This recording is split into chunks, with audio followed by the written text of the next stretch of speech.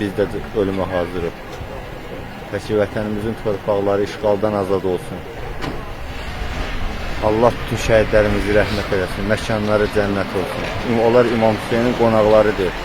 Onlar şəhidlər ölmüş, şəhidlər əbədi olaraq yaşayırlar. Allah bizə də səbir versin.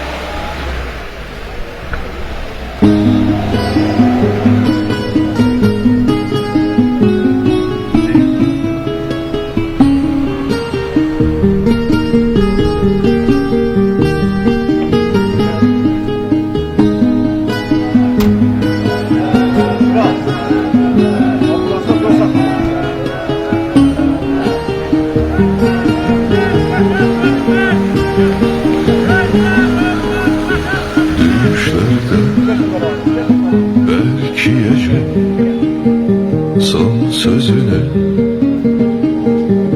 azatlığa yetmek için hak yolundan dönmeyecek. Azatlığa yetmek için asker vatan emaneti, yurt emaneti. Asker ocaq emaneti, od emaneti.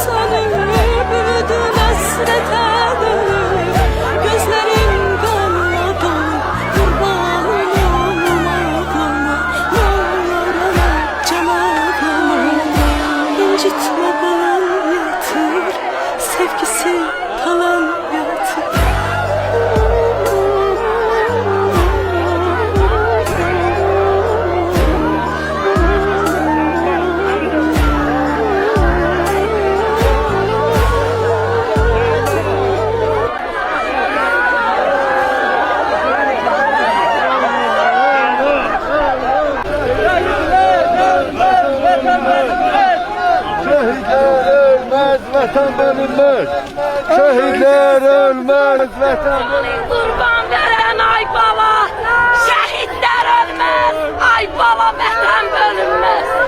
Birbirlerin kurban ay bala, şehit canı var. Başımızda uca eleyen bala, baş ve dönüm ay bala, birbir kurban ay bala, ay bala.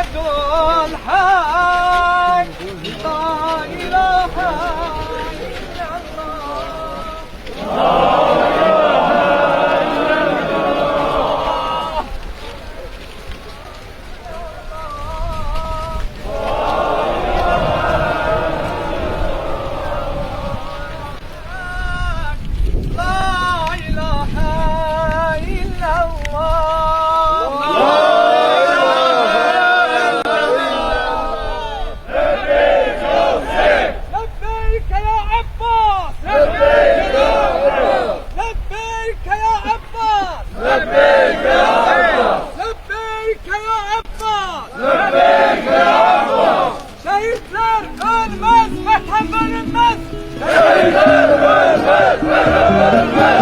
Şehitler ölmez, vatan bölünmez. Şehitler ölmez, vatan bölünmez. Şehitler ölmez, vatan bölünmez.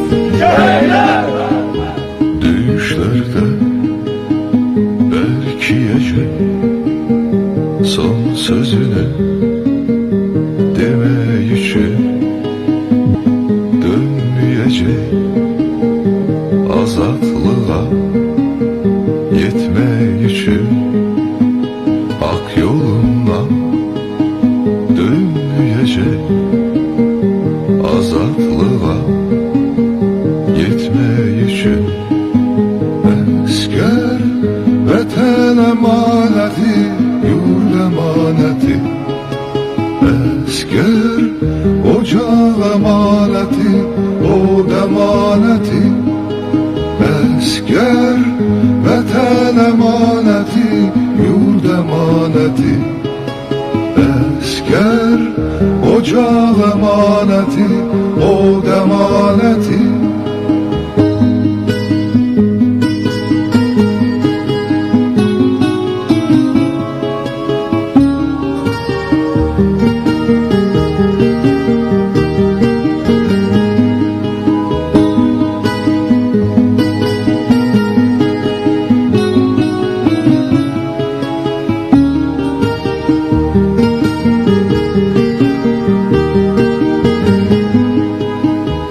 İntikamı alınmasa şehitleri geri dönme son galebe çalınmasa silahınla sen yürüme son galebe çalınmasa silahınla sen yürüme Esker vatan emaneti, yurt emaneti.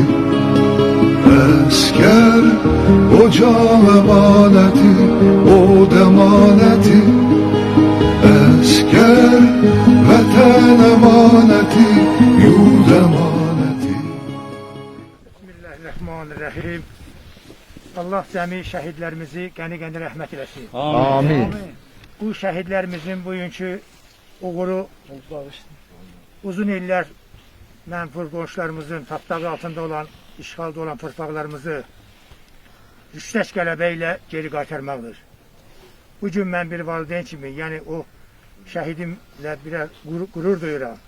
Hətta bu şəhidin kədəri olsa da ermənilərin 200 illik torpaq iddialarını Cənab Ali Baş Komandan prezidentimizin səyi nəticəsində və şəhidlərimizin qanı nəticəsində geri qaytarmasına çox fəxr edirəm. Həm də ki, bu dövlətimizin kiçiyindən tutmuş böyüsünə kimi belə qayğı ilə yanaşan, millətinin qədrini bilən, belə prezidentimizi olan heç bir şəhid atası, şəhid anası darıxmamalıdır. Ahsan. Ahsan. Və eşq olsun Azərbaycan Respublikasına, Ali Baş Komandanımıza və Azərbaycan Respublikasının ərazi bütövlüyü uğrunda cəmi vuruşan əskərlərimiz, şəhidlərimizin hamısının valideynləri qarşısında baş əyirik. Qarabağ Azərbaycandır. Eşq olsun Azərbaycan Respublikasına, yaşasın Azərbaycan. Heç kəsində şübhəsi olmadı ki, həqiqətən də elə övladı kimi qəhrəman. Mən bir daha bütün şəhidlərimizə Allahdan rəhmət diləyirəm. Onların ruhu qarşısında mən baş əyirəm. İndi isə icazə verin, şəhidimizin üstündə gələn üç-rəngli bayrağı atasına təqdim edir. Fəxr eləyirik sizin oğlunuzla, atacan.